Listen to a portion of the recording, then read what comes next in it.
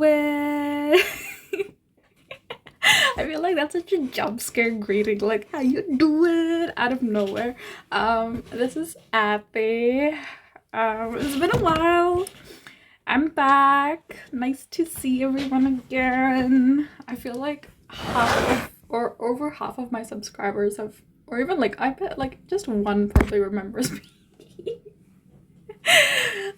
I'm so sorry for how long I've been gone. I have a good reason though. It's because of, well, two reasons. One doesn't matter as much. So the one that doesn't matter as much is studying. Obviously I care about my studies, but like I can study and do videos at the same time. But the main reason is because when I was making videos, I was in a kind of shit place with manifesting and shifting, and I needed a break. I needed to focus on myself and get my things together. So I'm back now that I have gotten my things together, and I'm going to start a deep dive series, which is basically deep diving into all, or the lessons that I can remember. The lessons. And like, yeah, so I'm going to be writing it all out so you guys can enjoy my shitty drawings and explaining everything, and what's it called? Expanding on concepts. Sorry, that was so vague. I'm going to be expanding on concepts and basically things that I've done in my journey, thinking I followed instructions properly, but I in fact did not. And I hope that it can help you guys. So you're thinking a little bit deeper about all this advice and getting a new or different perspective, and also seeing how someone else has approached things where they've gone wrong and how they're doing it better. So it's because it's so personal to me and my journey, I can't say it will fit everyone, but I hope it helps whoever it can. And at the very least, it encourages you to think about all the different perspectives and ways that a very common advice, for example, letting go, how that can apply in your journey, in your routine, in your life. Because when you are taking this advice, that is exactly what you have to be doing. And I did not realize that as a baby shifter, and even as someone who's been doing this 2, 3, 4 years down the road. It's until I put my thinking cap on that I did. So we're going to put our thinking caps on together, and it's going to be a-okay. We're going to have a great dandy time, and we're all going to shift, and this is going to be us at the end of it, looking at each other from our realities. Oh my gosh, that's so scary. Can you imagine? Well, it's better than, you know how in like animes, they go like, her, like it's all a bunch of like scary eyes. And you're like, what the heck?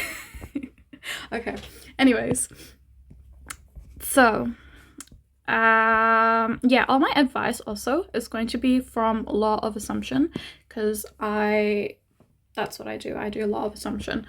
For people who don't know, it's essentially affirm what you want, and you have it pretty much. You affirm it, you assume, not affirm, sorry, assume it's true, and it's true, you got it. So you can do it like, actually no, yeah, I don't think that's as important in this video, but it's a great technique. I love using it, and I would highly recommend it. But whether you choose law of assumption or law of attraction is really up to you and what works well for you. So another introductory background information I'm going to give you is on my method. I manifest, as I said, via law of assumption, and what I do is I will affirm every morning for 3 minutes, and I also like to visualize, and recently I've gotten up scripting. So I can actually tell you, I should make a video. Okay, I'm gonna do that. I should make a video on how my routine has evolved and how I now choose methods in my routine and what helps me in it. Actually, I'm gonna do that. But yeah, I affirm. Is there anything else you need to know about that? No, it's really just like I affirm and go, I have shifted. I am a master shifter. Da da da da da for 3 minutes. And I like to visualize. I mean, I like to put on a music. I love putting on music, and feeling good about it, because you can robotically affirm. It doesn't matter. But I like feeling. And then I visualize again. I put on music and scripting. I like doing that because it just makes my visualizations more detailed, and it also makes me more focused and realistic because I'm not going la la la la la in my head. So, cool methods if anyone wants to try them. Now we are going into the deep dive.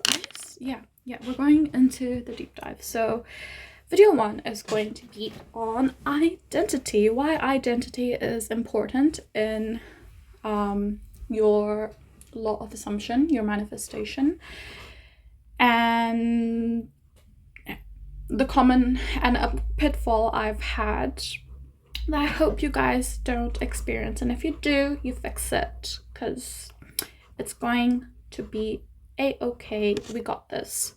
So have you ever wondered why when you manifest, when you affirm, when you assume, you don't get it straight away? And I'm not talking about the whole topic on time. I'm talking on, like, if you, like, you know that feeling when I know I'm powerful, I know I got this, I know I'm a master shifter, I know, like, hell yeah, I've been telling myself this for days, months, years, weeks, whatever.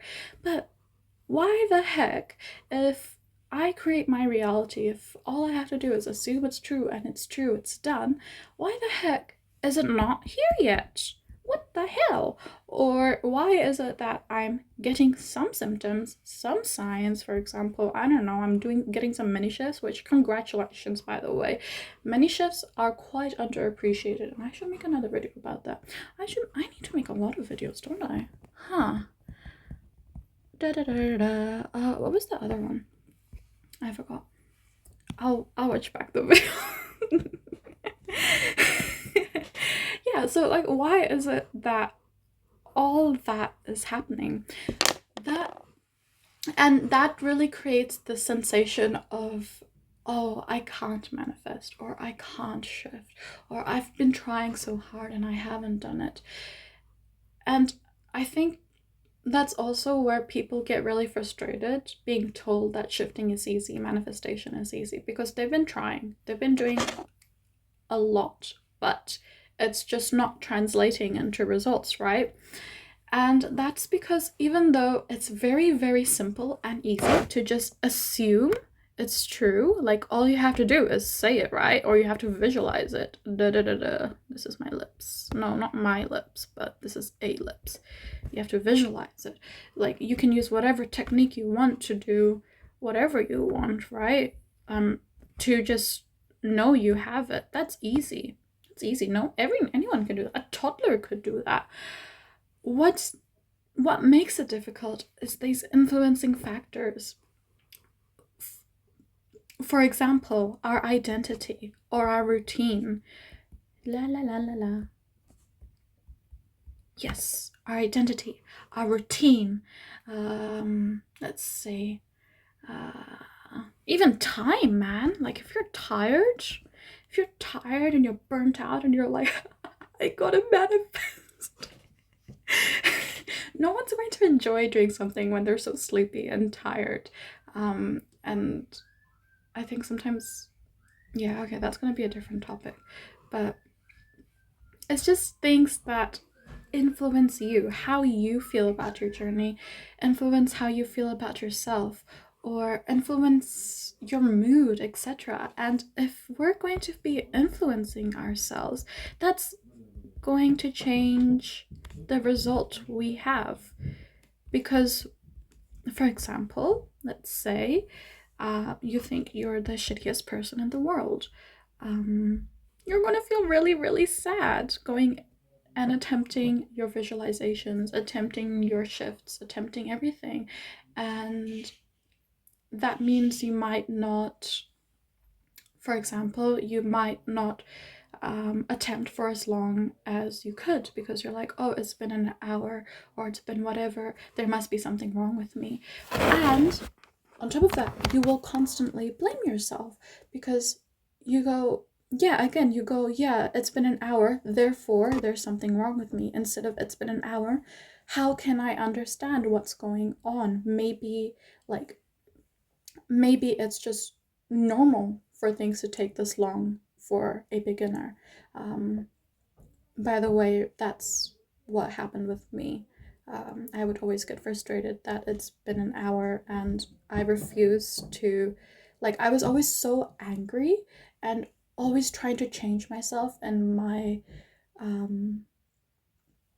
like, trying to improve, trying to shadow work, trying to get better and work on my limiting beliefs and my routine, and like even my visualization, like, oh, I can't visualize in first person for a long time. It's like always trying to find some kind of fault or see how it was like how I was doing something wrong, and I just created this constant cycle, like, of you do it, you get some kind of issue, and then you blame yourself, and then you keep blaming yourself, and you keep blaming yourself, and at the end of it, you feel very, very drained. You kind of hate shifting, you kind of hate yourself, but you don't want to give up. And yeah, as you can see, it makes this experience really hard. Someone who has a good identity, for example, they could have that exact same problem, they could understand it and be like, okay, I don't know, is this me? Is this normal? Do I just need to attempt more, or da da da da? Like, they have a sort of resilience to them to try and understand from different lenses instead of instantly trying to blame themselves. And for example, let's say they've been trying for a week, no improvement. I hope you guys can read my writing. That is definitely not readable. Huh. Anyways, they've been trying for a week. They don't find any improvement. But instead of getting mad about it, well, actually, no, they do get mad about it. They're like, what the hell, man? What the heck? But instead of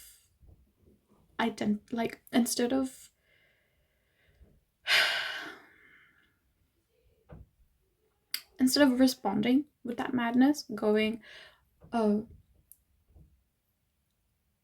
I have been trying for so long and I don't know what's going on. Maybe it's because I'm not enough. Maybe it's because I haven't done this, this, and this. Like, they actually go out and they make themselves feel better. They take a break. For me, I never ever did that. I would always bulldoze ahead. I'd get mad, I'd be confused, and I'd just keep on going and trying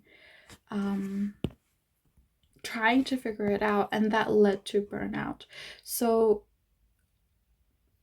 you can see here, they get happy, and then they come back, and then they're they're coming back with a fresh mind, so they can look at it in a different way, or realize, oh hey, I wasn't actually doing anything wrong. I wasn't actually like visualizing wrong or whatever, because I know this, I've been told this heaps of times, you don't need to visualize to assume, to manifest.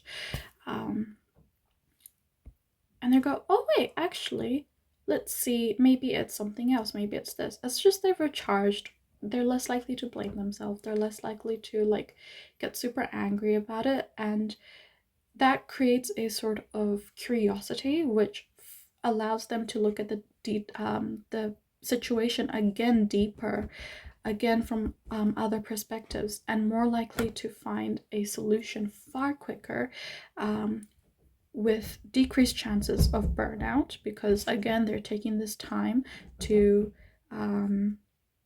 get in a better mood, and yeah, they find it, they figure it out, and it's all well and dandy. So a lot of things happen there, but basically, to summarize, you're going to be influencing your mood and the speed you find information, perhaps, potentially. These are all potentials, because this is, again, just what I've found in my journey. You're also going to be influencing your burnout, which goes into how long it takes you to, for example, how long you go back into shifting, how long it takes for you to go back into shifting, and how you feel about shifting in general. Like, do you feel afraid? Which is so real. Like, you kind of get traumatized. I'm not gonna lie. Sometimes you get traumatized and you're like, oh my god, I don't want to do this, but I have to do this. And I've seen discussions, right, about people being like, yeah, I'm so scared to shift. I don't want to shift. And I'm really dreading it. What do I do? And then it's just kind of extra work for them. Yeah, mood, speed, burnout. You also have finding information. Depth of information. You just learn a lot more, right? The other person, because they were so focused on blaming themselves, they couldn't see this other perspective that, for example, that it's normal, or that this happened or that happened. It's just, and then that's going to affect them later on in their journey, because again, all they know is to blame themselves, whereas this person knows to actually, hey, maybe it's this, maybe it's that. So their speed is going to improve even more, because they have this this entire library of possible problems, possible things, right? So I hope that was clear, and just showed you that manifestation is influenced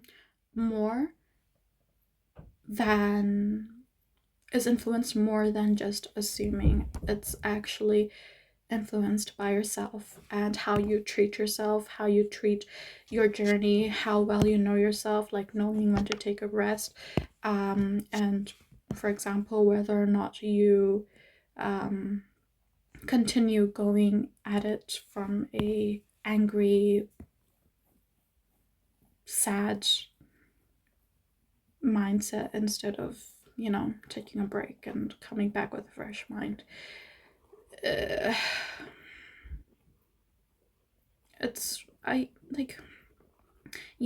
really important, in my perspective, to know this and to be aware of it, because going into your journey, you're so used to yourself that you kind of forget how, you kind of just forget all the things. You forget to look after yourself. That's really it. You forget that, hey, this isn't just about whether or not I can do a method properly. It's also about how I feel, how ready I am.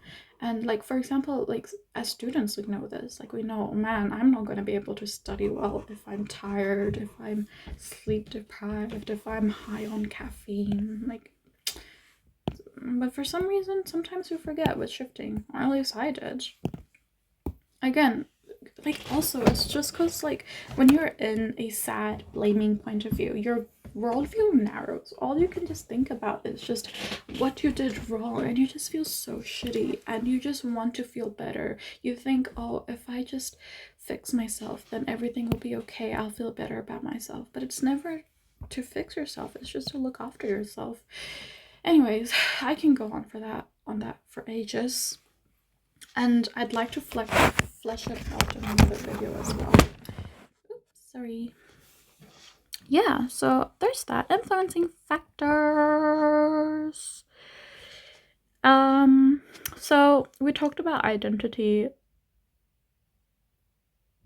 We talked about identity in the terms of self-blaming. There's another factor of identity that influences things, and that's just, do I have it or not? And you think, Athy, of course I know I have it. I assume it. I say it every day. Well, that's brilliant, my guy. You are assuming it. Whee! That's you assuming, by the way. But then, this is where you have manifestation coaches, by the way, being like, yeah, you're wavering though, my bro.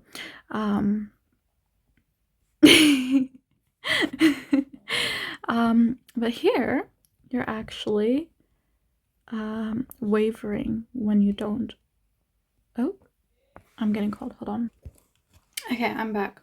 So you're like, okay, cool. So, okay, I'm wavering, but every time I go, oh, right, okay. So you go, I'm wavering, but every time in the morning, like every time I go back, whenever I realize I'm wavering, I go back and I assume it's true again.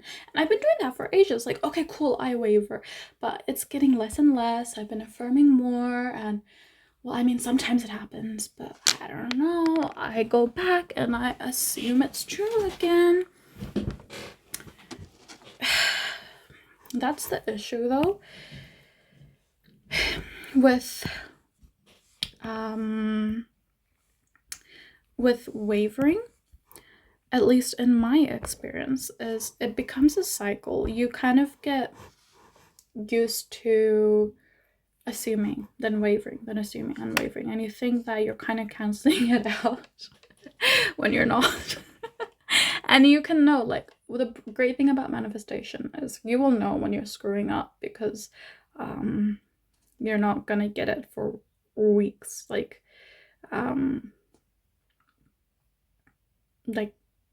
yeah, at least for me, I found that like over 2 weeks I need to go back and I look at what I'm doing, because I've gotten things in 3 days, I've gotten things in hours, and it's funny.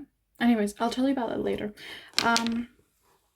Yeah, it becomes a cycle, and you think, okay, so cool, I need to reduce my wavering. I will affirm X times. So like about 15K times every day, which actually helps, by the way, but it really depends on you. It really depends on like if you like affirming 15K times every day, or you can go the shadow work route, which I do not like, just because I'm not ready for it yet. I tried to do it early on and I went way too deep, way too fast, and I kind of ended up doing more harm than good, because it just fueled my overthinking, essentially. Yeah, so you just kind of use these methods, which, I mean, if they work, they work, and they're pretty helpful sometimes, and they are helpful, actually. But one method I want to introduce to you guys is receiving mode, which is, hold on, let me write this down. Receiving, which is actually popularized in Law of Attraction. And going on a side note, I also wanted to talk a little bit about Law of Attraction versus Law of Assumption.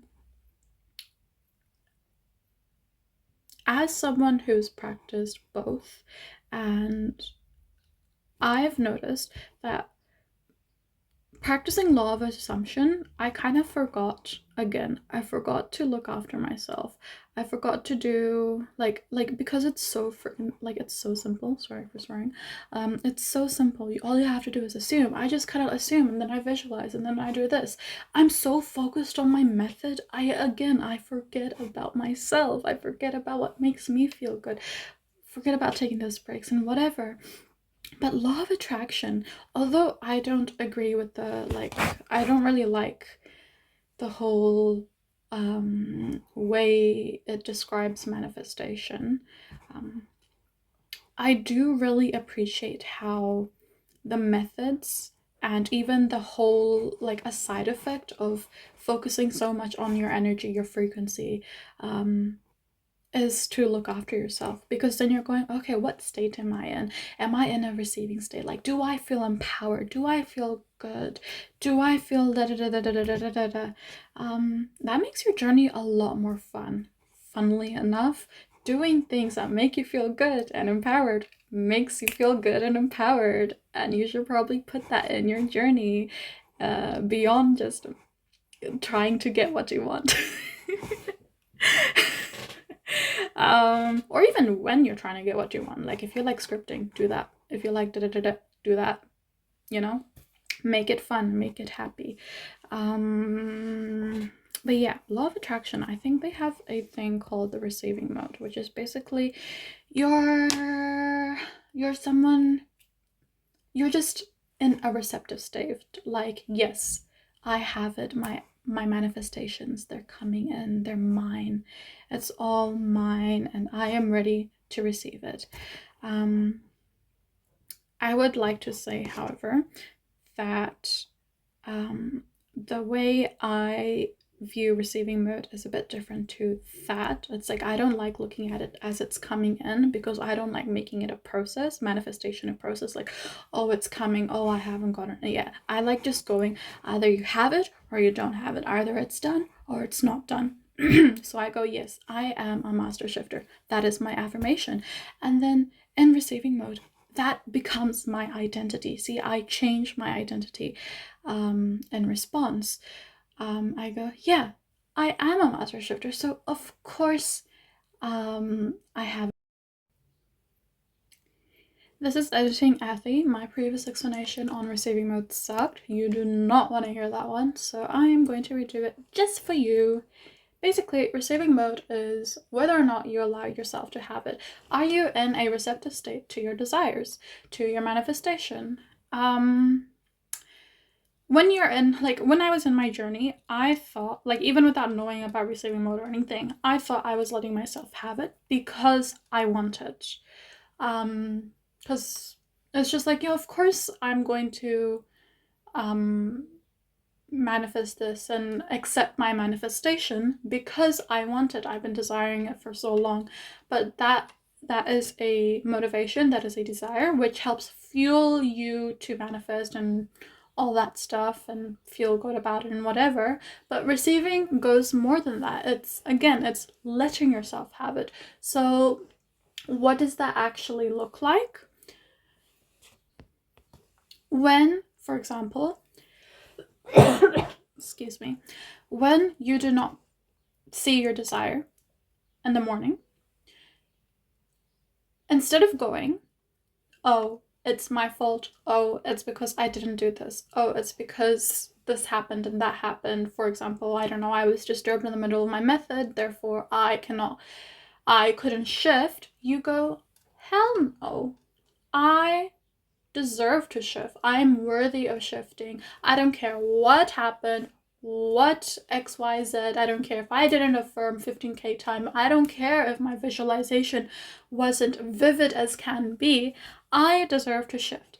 And this is circling back on knowing you are a master manifester. You are powerful, and reality is bending to you. It's bending to your rules, your laws. So there aren't really any rules and laws. If you say you can shift, you can shift. If you say, for example, that you can get this without affirming, you can get this without affirming. And we know this because people have gotten things without affirming. It's not a fact. It's whatever you want, you will get it. In my journey, I have not been in the receiving mode, if I'm being honest with you. I've always been in a trying mentality that, okay, so it didn't happen. I'm not enough. I've always looked down on myself and thought that I need to keep doing more, that if I don't do XYZ perfectly, then I'm not doing it right. I never allowed myself to receive my manifestations. And despite, for example, attempting for 3 hours, despite visualizing, despite scripting, despite doing this for months and years and whatever, And this is so important to know, because if you do not let yourself have it, you're always going to find excuses on why you can't have it. You're going to keep on dragging out your journey. You're going to keep on going, oh, so I didn't get this. It must be because I am lacking in this area. Therefore, you go on a long, arduous journey on improving that area, and then you turn around and see Sally from down the street. She shifted on her first try. Who knows? She shifted without even knowing much about shifting, and she got it. Or she shifted without visualization. Who knows? And you wonder where you're going wrong, what you're doing. Receiving is really important. So what you do, basically, to be in receiving mode, you make it, I like to basically, like, whenever I think of receiving, it triggers this visualization in me. I'm not like trying to visualize, it's just an association I have with it. This beautiful golden energy in me with my arms wide open, and I get whatever the hell I want. I get all my blessings. And even if I don't think I did a good job, it's knowing that you are being spoiled by the universe. You are going to get whatever you want, because this is your rules, this is your laws. So who cares if you didn't do it perfectly? Who cares if you're lacking in this area? Because you have it. It's yours, and the universe wants you to have it. You're going to get it. You don't, like, this actually goes into how manifestation coaches say, don't try to say how it's going to come into fruition, because the universe will do it for you.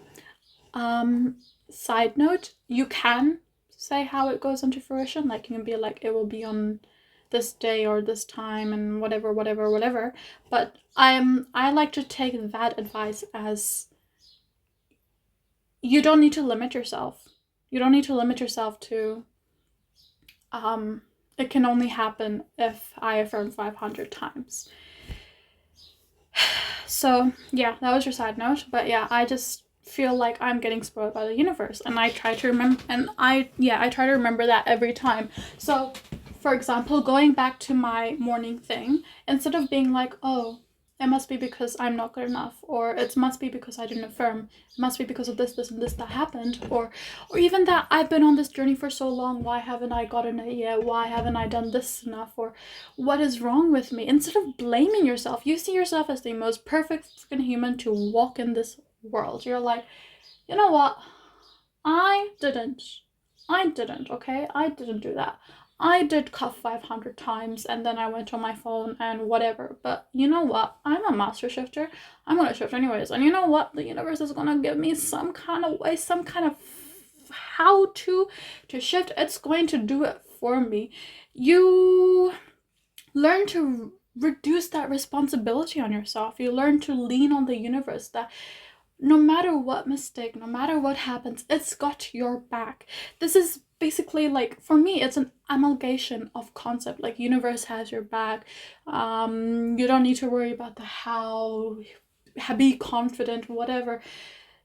This is what I do, and this is what I see, and like, this is what I've been doing very, like, recently, and it's helped me so much. And it's also what I see in really great manifestation coaches. I always wondered how they have that self-concept. And it's less of a, like, for me, it's less of a self-concept, and it's more of a habit. Whenever I notice myself getting triggered or worrying, I just go, hell to the no, I deserve this shit.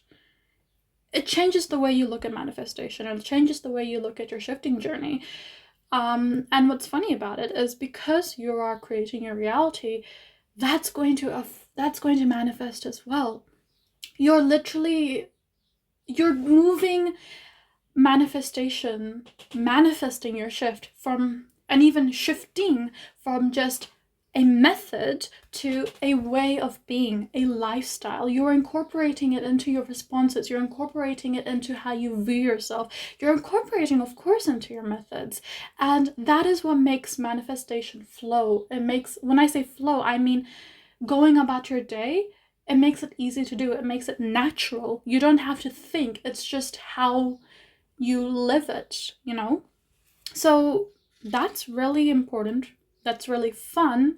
when you get into it, you're basically your own hype squad, and it's brilliant. And yeah, the other thing is, what's it called? All right, the other aspect of identity I want to talk about is kind of similar, kind of not. Basically how you change your identity, okay? So I've always been taught to write in a book, repeat my affirmations 500 times, and bam, my identity has changed. I hate that shit. Oh my god, get me away. Let me out. I hate that so much. But I was reading this book, right? Atomic Habits, pretty popular. And they said the way to make a habit stick is to change your identity around it. So instead of, for example, if you want to quit smoking, instead of going, I am trying to quit smoking, you go, I am someone who doesn't smoke. So when, for example, someone offers you a cigarette, you go, no thank you, I'm not someone who smokes. Instead of, no thank you, I'm trying to quit smoking. It just changes your view from, again, journey to I have it, I am it. And when you make that, it's like a small shift in how you talk about yourself, how you treat yourself, that small shift changes your responses, because now you're responding. So because there's two ways, right? You can respond as someone who is trying, or you can respond as someone who doesn't smoke, who has it, right? And that's a cool thing about manifestation and like the whole like assume it to be, assume it's true and then it's true. It's more than affirmations, more than visualizations, more than your methods. Here's another way it happens, and it's through your identity. So now that's going to change your actions. Now you're going to be someone who's like, okay, I'm trying. 5 days down the line, 20 days down the line, where do I want to go? I don't know like how people quit smoking, but this is going to be my like, let's say like 5 days down the line, they're like, okay, cool, I'm gonna review my day. And then 20 days down the line, they're like, okay, cool, I'm going to not look at cigarettes. And then like they make it a process, they make it a step, and they like keep on like, you keep on having to plan, keep on having to schedule, keep on having to monitor yourself, because you feel and it feels so bad, because you're like, oh my gosh, like, oh my gosh, it's just such a bad feeling, like, because you're if you're constantly monitoring yourself, it feels kind of like, at least for me, it feels like you're distrusting yourself too. Like, when am I going to slip up? When am I going to make a mistake? And that's going to feel so tiring. That's another way, right? That we make our journeys tiring and annoying. Just in all these ways. So always like you'll know, because you'll kind of feel shit when you do something. Try to make it fun, guys. Anyways, so say you have the identity of someone who doesn't smoke. Then you just start thinking like of the actions, and like you don't even think about the actions, you just go, oh hell no, I don't smoke, da da da da da da. And what are like, you think like it's just a natural process in my head, at least, because then you just start acting like someone who doesn't smoke. You start not looking at cigarettes, not buying cigarettes, not whatever. I don't know. It's just you have that trust in yourself to know that this is who you are. This is how you're going to behave from now on, and your actions will change accordingly. Likewise with shifting, it's like, I am trying to shift versus I am a master shifter. I am someone who shifts easily. Like, you're going to change. You're going to change, for example, how that's going to affect how you do your methods, for example. Because instead of seeing yourself as some imperfect person who is trying to do something and kind of screwing it up, you're going to see yourself as, hell yeah, I got this shit in the bag. And it's not that you have to. Again, don't pressure yourself to feel this way. Like, don't pressure yourself to feel absolutely perfect and normal. Like, yeah, of course I can shift. It's just like it's normal. It's normal to doubt yourself. It's normal to worry sometimes. But I'm just saying, try out a new identity and try to become it more and more.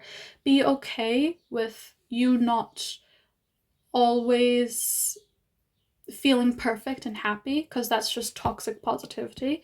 But just know that there are ways that you can shift your identity into making manifestation and shifting more fun, more easy for you, and making it flow. Because from all these methods we've talked about, whether it be through how identity influences how you feel about yourself, and that influences how your journey, or whether it be through how identity influences whether or not you let yourself have it, or how identity influences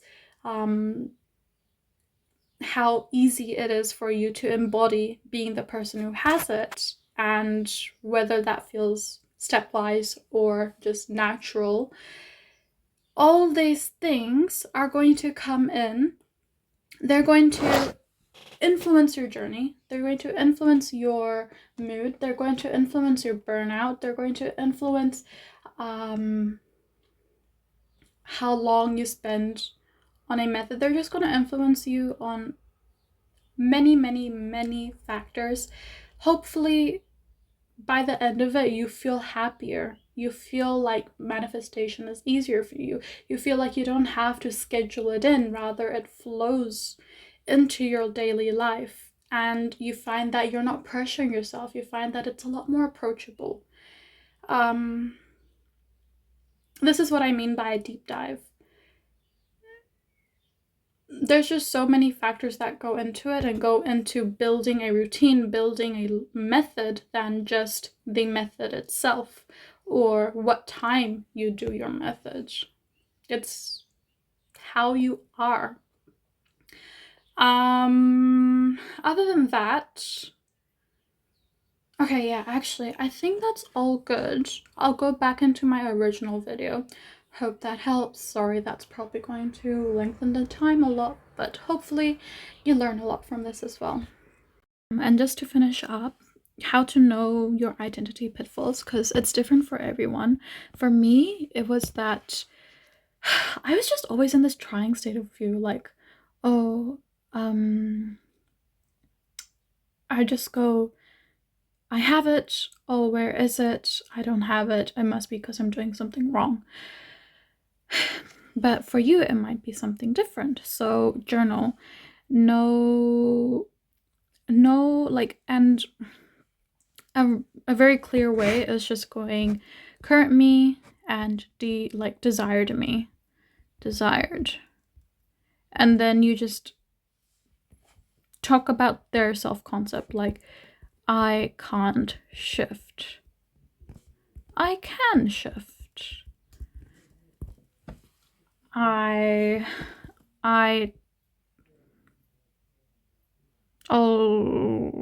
find it hard to shift, that sort of stuff.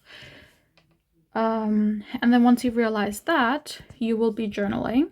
And when you journal, it would be good to, one, journal after all of your attempts, just to be like, maybe even a bullet point of observations, like, this happened, this happened, this happened, just to give you an overview and something to refer back to, so you can understand your progress better, your mindset, whatever.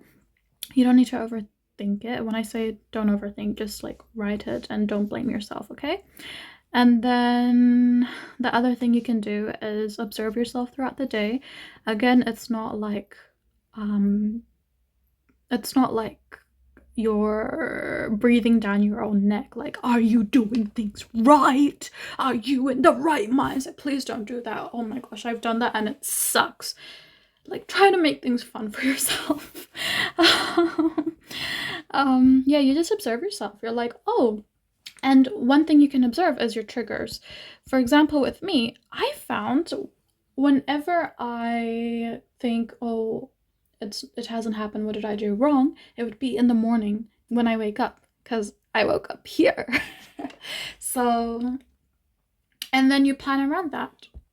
Knowing where exactly your triggers are, then you can bring your identity into it. Like, oh, here's my trigger coming. Hey, no, you know what? I am so good. I am receiving all, like, I have received all my blessings. I have received this manifestation, this, I have it. I am a master shifter. I've got this, and no one can tell me otherwise. That's also going to help with your persistence and whatever. You're going to find you start assuming it to be true, manifesting it to be whatever, without even trying, because again, this is a part of your identity, and that's how you can make it like a lot easier, a lot more fun, and less process, more just, this is who I am, I'm just flowing, going with the flow kind of thing.